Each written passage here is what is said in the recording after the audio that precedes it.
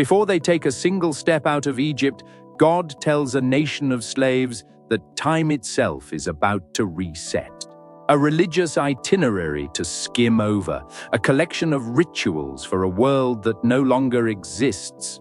It was a fermented lump of old dough saved from the previous day's baking, a sourdough starter.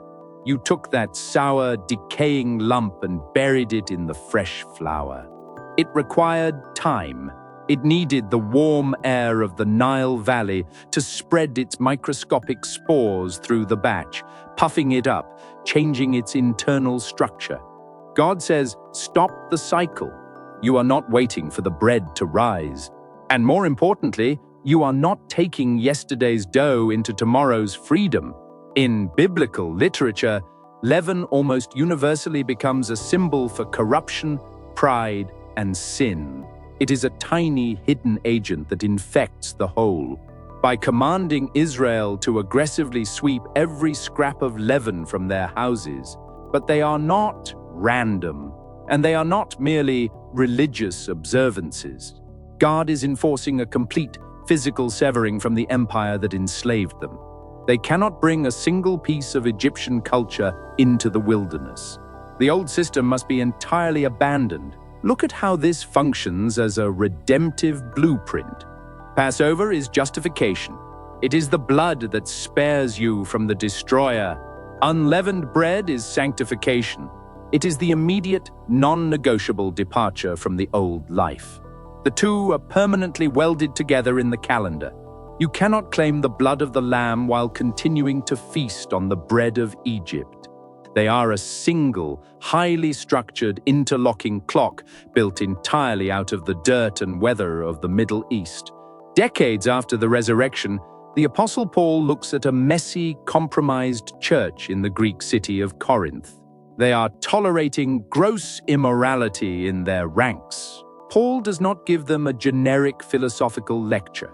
He reaches straight back to this exact agricultural feast to explain what is wrong with them. He writes, "Cleanse out the old leaven that you may be a new lump, as you really are unleavened. For Christ, our Passover lamb, has been sacrificed. Let us therefore celebrate the festival not with the old leaven, the leaven of malice and evil, but with the unleavened bread of sincerity and truth." The sequence holds. What you find in Leviticus 23 is an agricultural rhythm colliding with a historical memory. Once the lamb is slain, the old corruption has to be swept out of the house.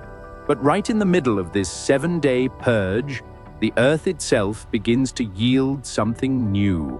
Right in the middle of this 7-day purge, the calendar demands a harvest. It is the Sunday after Passover, the day after the Sabbath. A priest walks out of Jerusalem and into a field. The spring sun is warming the dirt. The barley is just beginning to ripen, the heads of grain turning golden in the wind.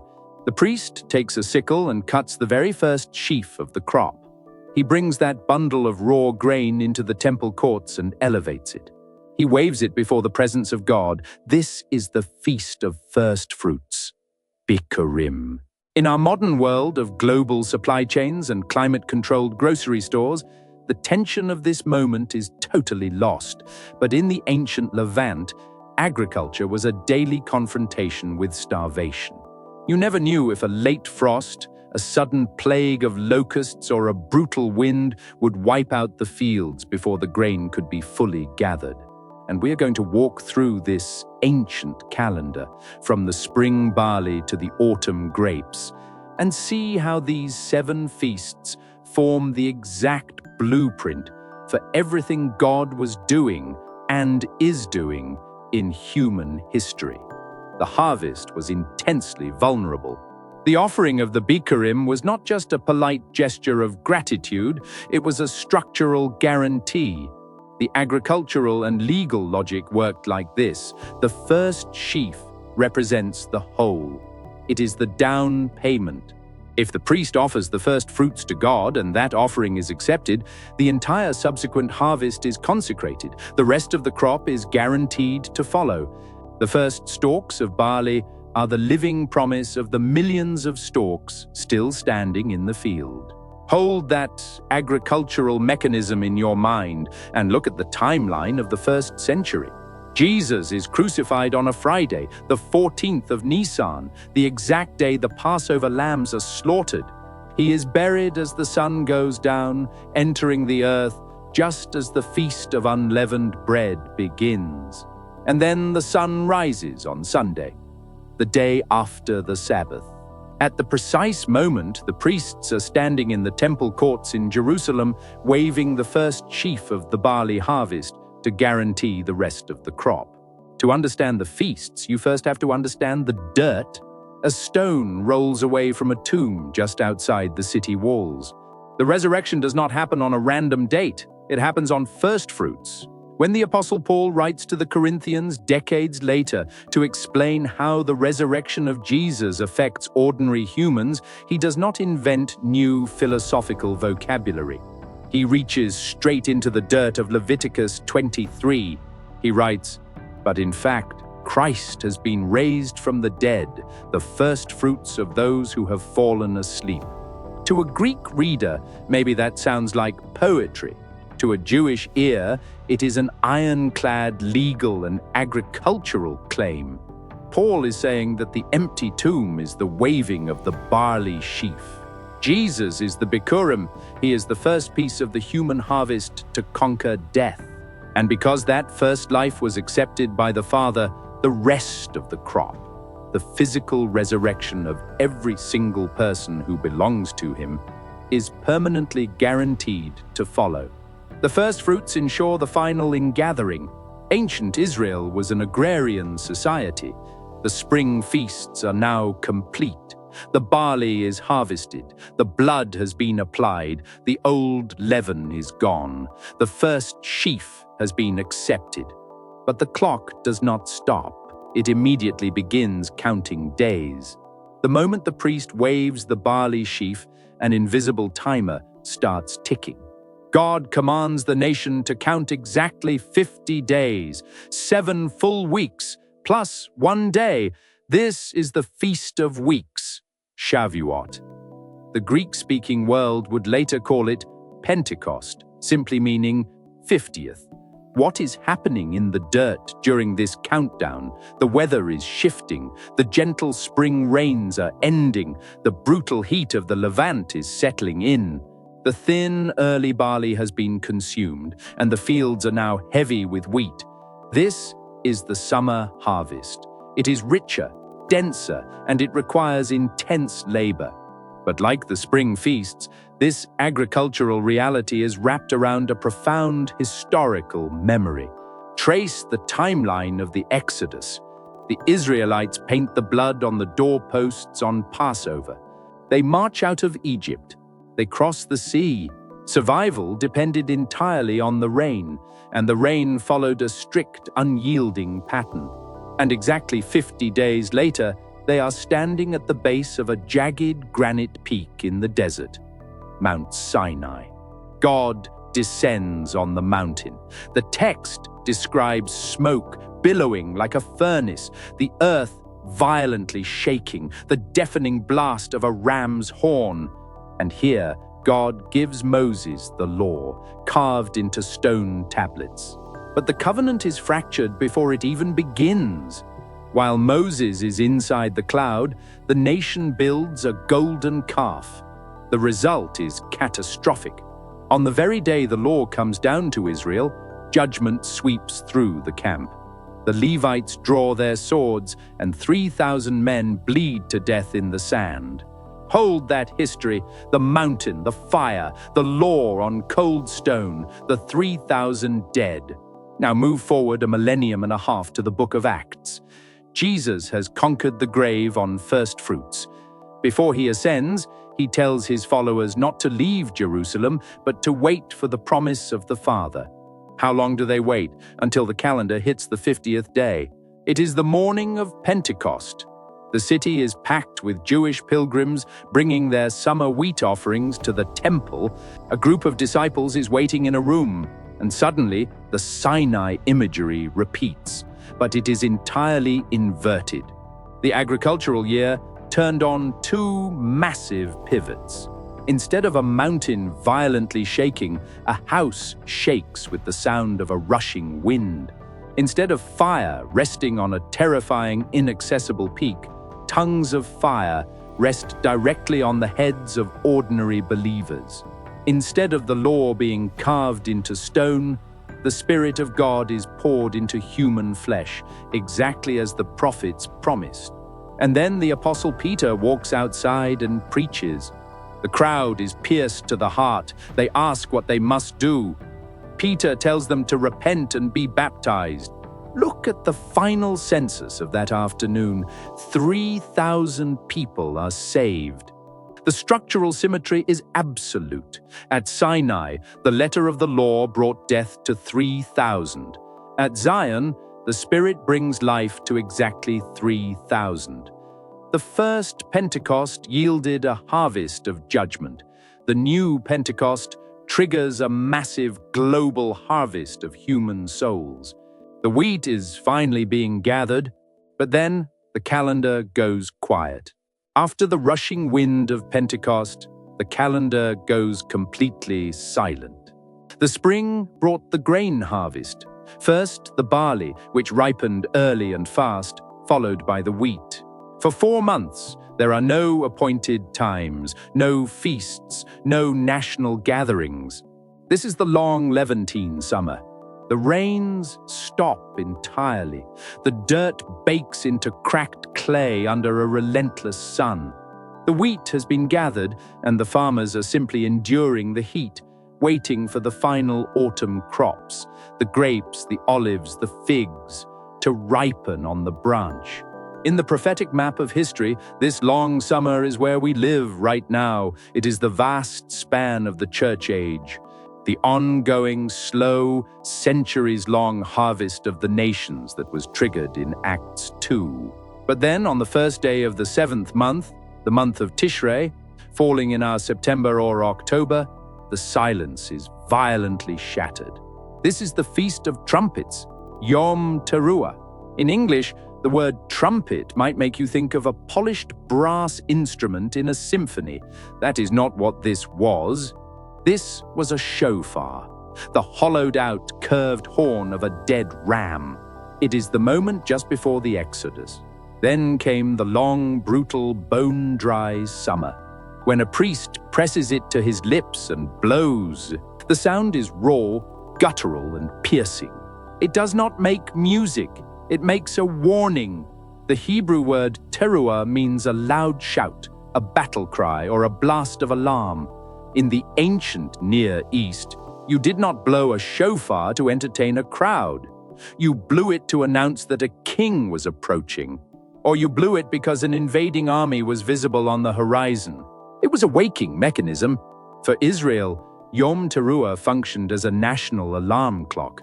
It woke the people from the physical and spiritual lethargy of the long summer and triggered a severe theological countdown. The trumpet blast initiated the 10 days of awe.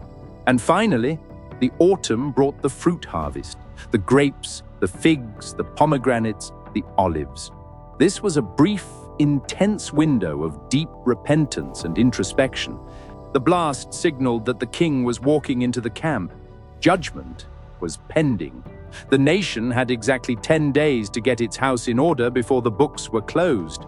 When the New Testament writers look toward the culmination of human history, they use this exact auditory trigger. They do not describe the end of the age as a quiet, gradual fading out. They describe a sudden, shattering interruption. Jesus tells his disciples that the Son of Man will gather his elect with a loud trumpet call.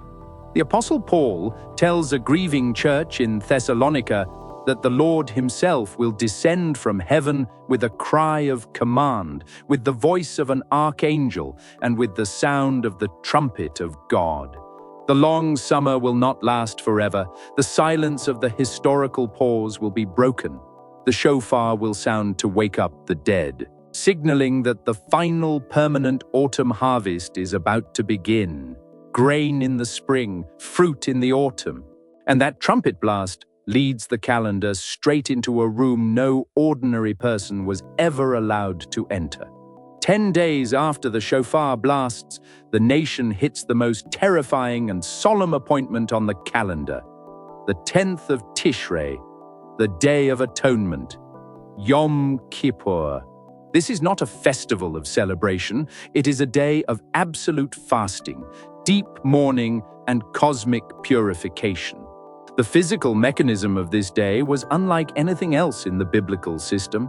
Once a year, and only once, the high priest would strip off his gold and jewel-encrusted garments, bathe in water, and put on plain, unadorned white linen. He is preparing to enter the Holy of Holies, the pitch-black inner room of the Tabernacle, where the localized presence of God rested above the Ark of the Covenant. If he enters improperly, he dies. 2 male goats are brought before him. That is the physical reality. It is inescapable. Lots are cast to decide their fate. 1 goat is slaughtered as a sin offering. The high priest takes its blood, walks behind the heavy veil, and violently splatters it against the gold lid of the ark, the mercy seat. He is paying the legal penalty for the accumulated rebellion of the entire nation. But then he walks back outside to the 2nd goat. This one is kept alive. It is the scapegoat, the Azazel. The high priest presses both of his hands onto the head of the living goat. In a loud voice, he confesses all the wickedness, rebellion, and sins of Israel. He is transferring the moral weight of 1 million people onto the animal. And then, a designated man leads the goat out of the camp. What God does in Leviticus 23 is take that inescapable physical reality and overlay it with redemptive history.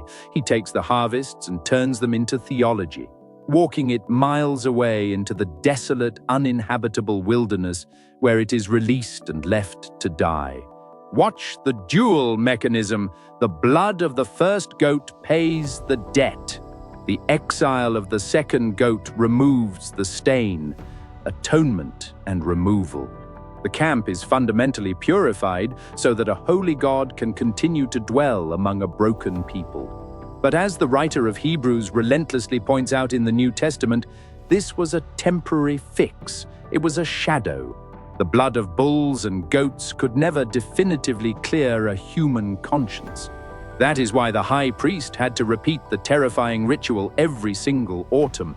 The debt kept accumulating until the true high priest arrives. Hebrews tells us that when Christ died, he did not enter a man-made tent with the blood of an animal. He entered the actual cosmic throne room of God by means of his own blood, securing an eternal redemption. The Hebrew word used to describe these feasts is moedim. He is both the high priest executing the ritual and the goat absorbing the penalty. He is both the blood on the mercy seat and the scapegoat carrying the crushing weight of human sin outside the city walls. For the Christian, Yom Kippur has already been accomplished at the cross. The debt is paid. The veil is torn. But prophetically, there is a future dimension waiting. Zechariah envisions a future day when the nation of Israel will finally look upon the one they pierced and mourn for him as one mourns for an only child. A final, national reconciliation at the end of the age. And once that cosmic purification is complete, the calendar shifts from deep mourning to explosive, uncontrollable joy. Just 5 days after the crushing weight of the Day of Atonement, the emotional tone of the calendar whips 180 degrees. The fast is broken, the weeping stops, God commands a party. In English, it gets translated as appointed times or festivals. But a moed is not a party, it is an appointment. This is the 15th of Tishrei, the Feast of Tabernacles, Sukkot. It is the climax of the biblical year. Agriculturally, the brutal labor of the seasons is finally over. The spring grain is long gone. Now, the heavy autumn crops have been gathered. The grapes have been stomped in the vats. The olives have been crushed into thick, dark oil. The pomegranates and figs are harvested. The storehouses are packed to the roof. It is a moment of absolute, undeniable abundance. A set time and a set place for a meeting, but God gives the nation a strange architectural command for this celebration. He tells them to leave their permanent, comfortable stone houses. They are ordered to go out and gather palm fronds, thick leafy branches, and willows from the riverbanks. They are to build fragile, temporary shelters, called sukkot or booths, on their flat roofs, in their courtyards, and out in the fields. And for an entire week, a whole nation camps out. They eat, sleep, and live in these flimsy huts. The historical reason is explicit. God says they must do this so that every future generation will remember that their ancestors lived in tents in the wilderness after the Exodus. Feel the physical tension of that command. You are surrounded by the overwhelming wealth of the final harvest. When God establishes these 7 dates, He is establishing divine intersections. The smell of crushed fruit and fresh oil is everywhere, but you are sleeping under a roof of drying branches. A roof so thin you can feel the autumn wind and see the night sky through the gaps. It was a visceral, tactile reminder. It forced the nation to realize that their true security did not come from their stone walls, their military strength, or their massive barns. It came from the presence of God dwelling in the dirt with them when they had nothing. But like every other feast, this is not merely a look backward. It is the ultimate look forward. Sukkot maps the eschatological climax of the biblical timeline. It is the final joy, the final rest, moments on the calendar where the rhythms of the earth, the memory of Israel's deliverance, and the prophetic map of the future all crash into each other. The prophet Zechariah envisions a future day when the wars of the earth are over, and the survivors of all the nations will stream into Jerusalem.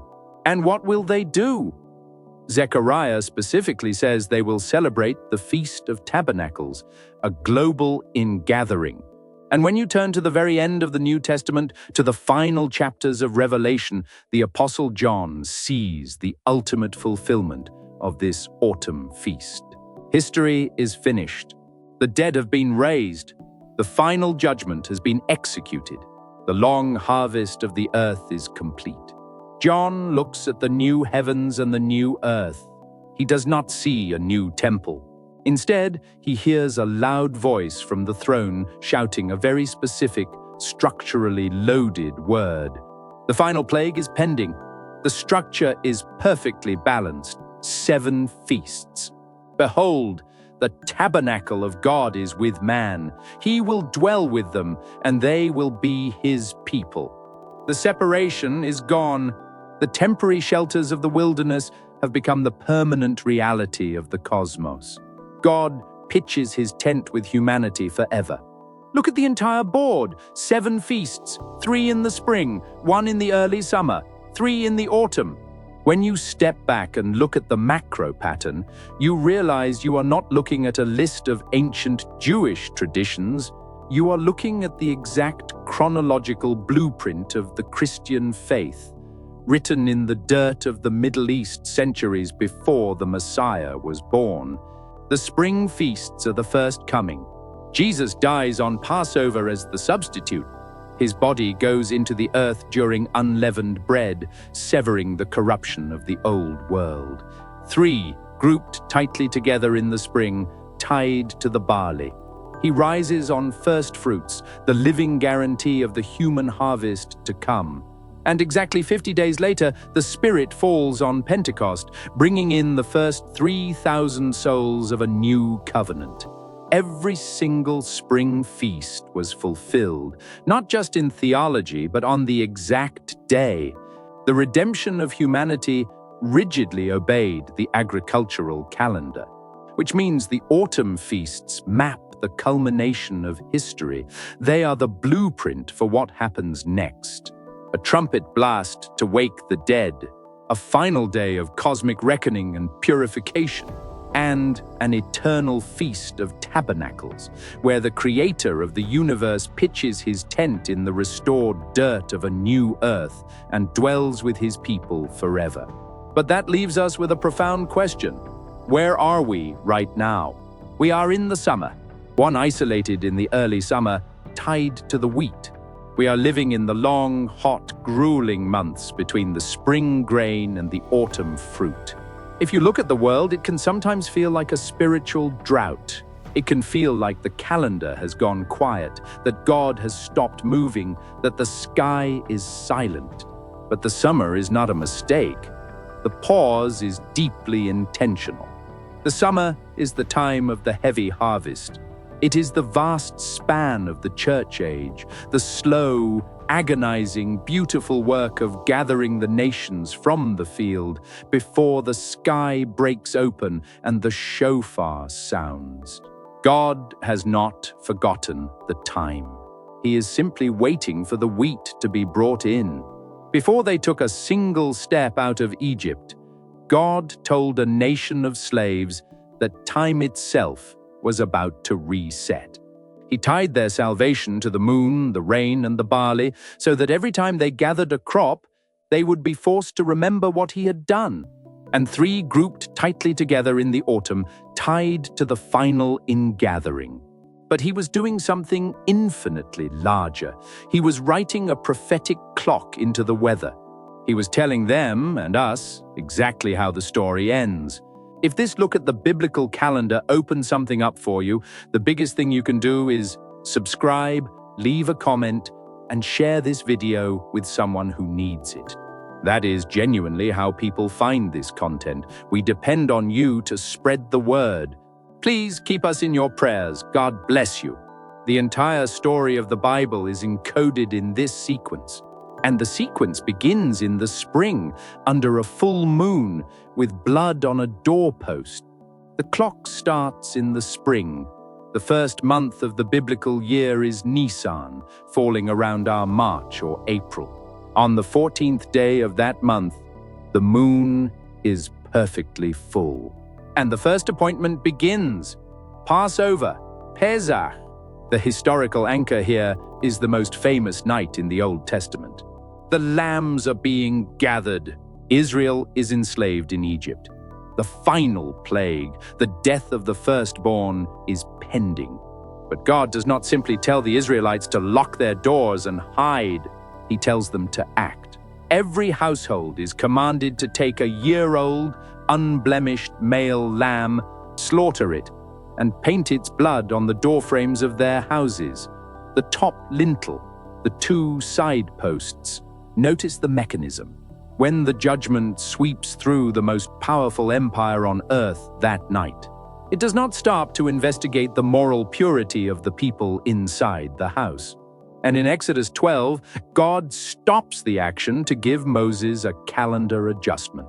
It checks for the blood on the wood. If the blood is there, the destroyer passes over. The Hebrew word passage means exactly that, to hover over, to spare, to pass by. The mechanism is pure substitution, a life given so that another life can be spared. Because of that night, Israel survives. And God commands them to reenact this exact sequence every single year. For the next millennium and a half, on the 14th of Nisan, the nation stops. By the 1st century, during the Roman occupation, the Jewish historian Josephus estimates that over 250,000 lambs were sacrificed in Jerusalem during a single Passover. Convert that number into reality. This month shall be for you the beginning of months. It shall be the first month of the year for you. Everything starts over, a new 0 point. The Temple Mount would have become an industrial-scale factory of sacrifice. The air would have been thick with the sound of bleating sheep, the metallic scent of blood, and the heavy smoke of roasting meat.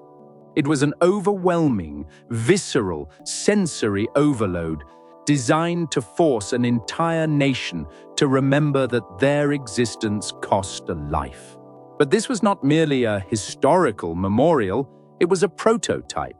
Fast forward to the beginning of the New Testament.